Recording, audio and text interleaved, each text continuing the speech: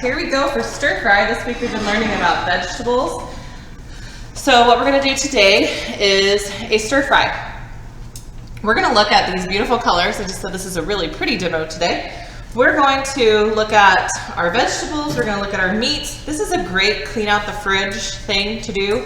So what we're gonna use today is carrots, red peppers, broccoli, and onion, some garlic, and we're gonna use chicken because we had a chicken breast in the freezer. So I'm gonna show you how to work with this. So what we've got is a little bit of oil in a pan, and you can use a tablespoon or two, kind of just enough to cover the bottom of the pan.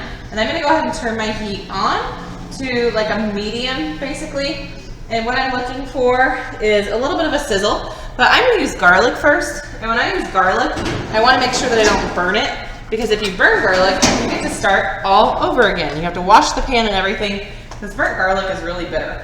So that is sizzling a little bit when I put it in there. So I'm just gonna go ahead and go for it on all of this garlic.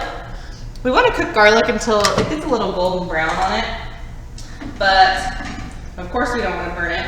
We're gonna take off that raw flavor of it just to give it a little bit of depth. And we're also going to infuse the oil with the flavor of the garlic. So we like to infuse the oil with the flavor of the garlic because then it gets in everything. So what we're doing here is we have everything in mise en place. So think of like if you are going to Phu Hat or something like that, anywhere is like a Mongolian grill where they might cook it for you.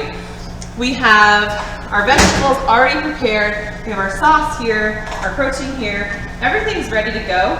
If I was cooking garlic and then I needed to stop and go cut my pepper and whatever else, I'm gonna have a problem because my garlic is gonna burn before I'm done with that stuff. This smells delicious. It's releasing its aroma here. And I'm gonna let it sit for just a second. So we're gonna look at these vegetables and we're gonna say which one of these needs to cook the longest. There's not necessarily a correct answer. Sometimes we can go by the biggest vegetable needs to cook the longest. Well, if it's maybe a pepper that's bigger than, I don't know, julienne carrot or something, maybe the carrot needs to cook longer. Or I like my carrots, I like all my veggies kind of a crisp tender, but I like my carrots to be almost kind of crunchy in a stir fry, so I'm not gonna cook them as long. Maybe you like your onions. The only way you eat onions is if they are like cooked. So you're gonna add those in early. So the onions are kind of in maybe a bâtonnet width. So I'm gonna go ahead and add these, because I do want the onions to kind of cook down a little bit. I'm just gonna do that. I pretty much like them anyway, so it doesn't matter too much to me. Like I said before, this is a great clean out the fridge. You have snow peas, I should not set that on that. You have snow peas to use those. Broccoli, carrots, I see people put celery. Maybe you have those little water chestnuts in a can in your cabinet, and so everybody wonders like who bought those and why did they buy them. You could use those in a stir fry. Of course, those are pretty much ready to use, so add them at the end just to get them hot. I'm gonna switch to my tongs now. And then stir fry is stirring while frying, right? So it's basically a saute amount of oil, and then I'm gonna stir it while I'm frying it. If you want your onions to be really, really cooked, then you're probably going to turn down the heat a little bit, and you're almost gonna get a caramelization going on your onions. If you wanted to add a tiny bit of sugar to get them more caramelized, you could totally do that right now. That's fine if you want them crisp tender. I kind of just make up my mind while I'm working, really. So the stir fry and then the frittata are two great ways to use up what's in your fridge and also to really pack in some vegetables, some vitamins and minerals. So when I'm looking at what to pick, you can see that we've got 4 different colors going on. The orange and the red are likely to have similar, vitamin A, beta carotene, but they're also gonna have a little bit different. So when I pick things that are different in colors, then even if I'm not really exactly sure what vitamins and minerals are in there, I can still guess that there's probably a variety. So I am just cooking these onions up. They're softening a little bit. They also become more translucent. I'm gonna call that on the onions, and I'm gonna go ahead and add my broccoli. The broccoli is cut pretty small, so it should cook pretty quickly, but I don't mind crunchy broccoli at all. If you wanted your broccoli to be more done, so maybe you like broccoli, but only if it's like really done, then what I would suggest is blanching it first. So remember for our French fries. We basically blanched them, so we par cooked them in the oil before we cooked the outside. We partially cooked them. So blanched broccoli would work fine. If you have a bag of frozen broccoli, use a bag of frozen broccoli. If you have a bag of frozen stir-fry vegetables, that doesn't really work for this assignment because we want you to think about the differences. So you're not gonna go through and pick them out. If you do have a bag of that though, you can look and see. And what we're gonna see is that they put them all in there, but they're gonna think about size and they're gonna partially cook some of them too, so that all of your vegetables are done in about the same amount of time. I went ahead and dumped the peppers in there so that they can soften up a little bit along with the broccoli. And I think it's so pretty once you add all these things in. And I'm going to let that cook for just a minute.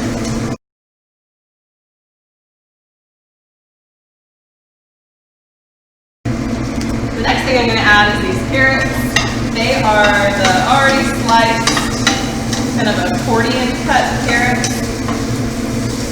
And I'm going to stir these up just a little bit, not even a whole lot. Later, I am going to dump these back in after I get the sauce made. So they will soften just a little bit more, especially since I'm going to put them down into a sauce.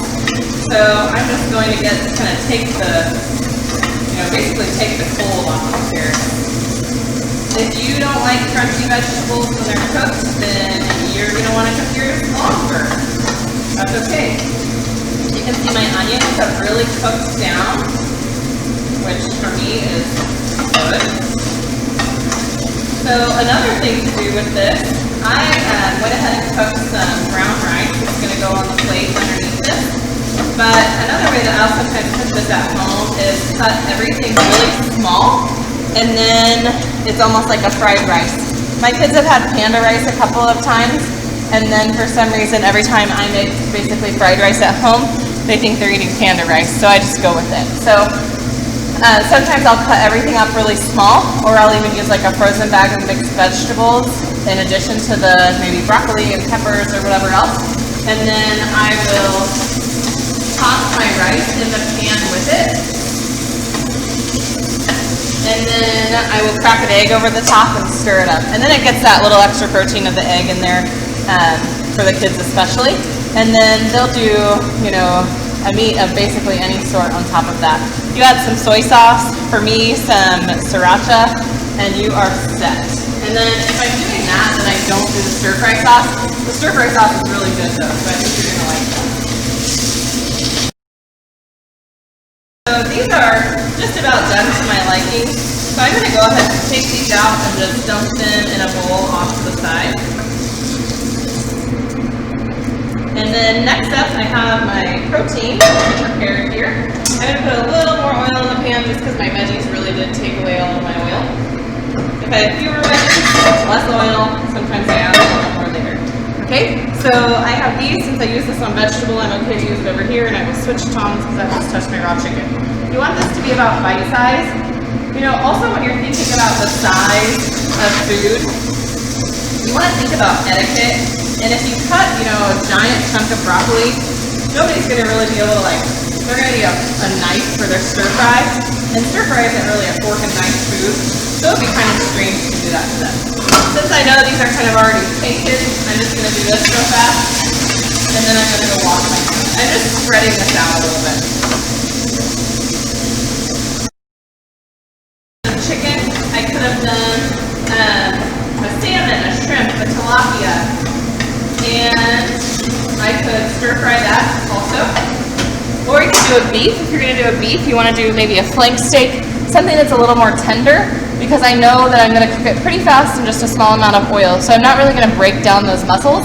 So I want it to be, pretty tender. So what I'm going to do here is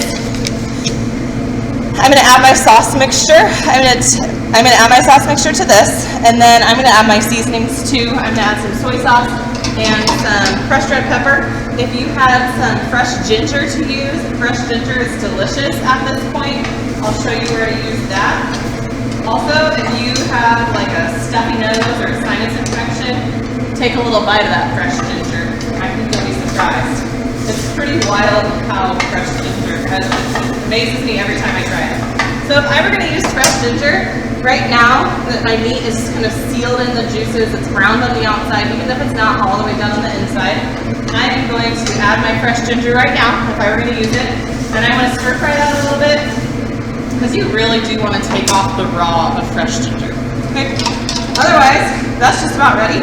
So I'm gonna go ahead and add my sauce mixture, the cornstarch, sugar, salt, chicken broth. And this is gonna be my stir fry sauce. I stirred that together because cornstarch, I was making what's called a slurry. So cornstarch and cold water is gonna make a slurry. I don't wanna add cornstarch directly just into there because it's gonna be lumpy.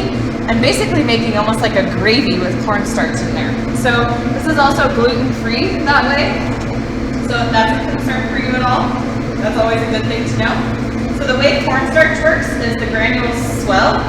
So the liquid is going to, get into the granules and it'll swell. That has to happen at a simmer. Right now it's not simmering yet, except for on the very edges, so it's not thickening. When I get it up to a simmer and I stir it a little bit, it's kind of wild how it suddenly just thickens. People use this to make sauces, make pie fillings, so that they don't have to use flour for a pie filling. All sorts of other uses for it, thickening gravies, sauces, things like that. Cornstarch's function. And it is already thickening up a little bit for me. I'm gonna add some soy sauce. Oh yeah, it's thickening up a ton now. I know I like crushed red pepper. Miss Cordell's gonna like crushed red pepper. I feel like that's always you should add crushed red pepper to that. So I'm gonna add soy sauce to mine, like I said, some crushed red pepper. If you know you like, like sriracha, I do like to cook a little bit of sriracha into mine. Or if you have that like red hot chili paste, that's really good in here, just a little bit. Or if you don't like that stuff, but you like the Thai sweet chili paste, you could do just a little bit of that in here. You could do a little bit of hoisin sauce in here, fish sauce, rice vinegar. I love vinegar, so toss in a little rice vinegar for me, please, and it's delicious. So I'm just gonna cut open, a couple of these bigger pieces of chicken just to make sure that they're done, so that we're not feasting on raw chicken. So it's done, but it's gonna, continue to cook, kind of absorb these flavors while it's in here, and that's okay. So what we're gonna do for the plating is I have some brown whole grain rice here. That's going to be, higher in fiber. It's going to be complex carbohydrates, which are really good for you. You can do this either way. If you want to put the chicken and sauce on your grain, so maybe you're going to use couscous, you're going to use pasta, rice, you could use a ready-made packet, or you could cook your own. You could put this on and then the veggies on top. Restaurant will usually tell you to show off the protein though, because the protein is kind of that most expensive part. So I am just going to toss all of mine together over here. You want to try it and make sure the sauce is to your liking. Adjust the sauce before you serve it. And then it's beautiful with all of these colors. I've got a whole grain, I've got vegetables, I have a lean protein, and really my sauce didn't add a whole lot to it in terms of fat and calories, things like that. So this is obviously more than one serving. Can you imagine? I love this, and I don't think I can eat more than one serving. You can't even see my rice anymore. But there is my pile of stir fry. One of my favorite toppings on stir fry is peanuts, which sounds really strange, but roasted salted peanuts are delicious on a stir fry. Or you could have tossed in a few cashews earlier if you like more of a cashew chicken style. You can do whatever vegetables, so yours might look completely different than this, but I encourage you to have at least 2 vegetables so that you can think about cooking times, a protein if you want it, and a whole grain or any sort of grain, and then you can top it however you like. It's also great with cilantro on top. There you go.